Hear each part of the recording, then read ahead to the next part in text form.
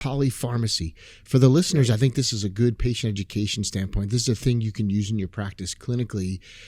Can you explain what that is? Because I think that might have gone over some docs' heads. You dropped some serious gold, and I don't want them to get lost in the weeds on this, because that's a piece that needs to be kind of spooled out a little bit, if you would.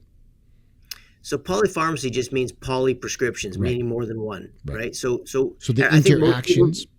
Yeah, for sure. And also maybe the drug cascade is something that people are more familiar with maybe than polypharmacy in terms of terminology. But so what we know is that as people get onto any medication, and this is one of my great arguments about that system, which is that in the medical system, nobody goes in and gets spit out 3 years later healthy. People go in, they get a diagnosis, and then they add drugs and illness to that every year for the rest of their lives, right? So no one says you have high blood pressure. If we give you this high blood pressure medication, you're solved. You're good. You're going to take it for a short period of time and you're healthy. No, you're going to take it forever. Right.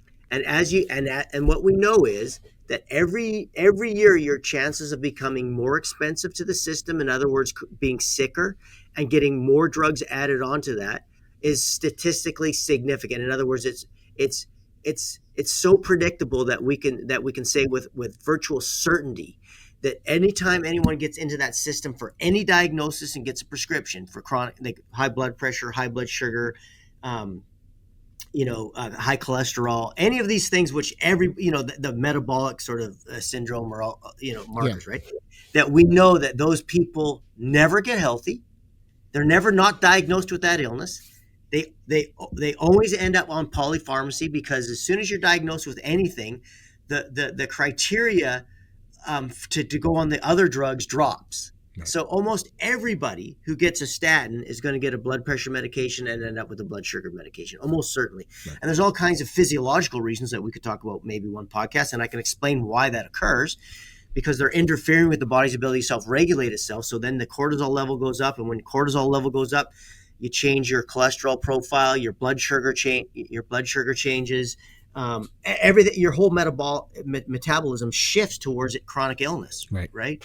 And so, anyway, and so that's polypharmacy. So what we know is that this is incredibly harmful to people. Yeah. That your chances of having a good life diminishes significantly, and this is very well documented. And also, now the interaction between these drugs.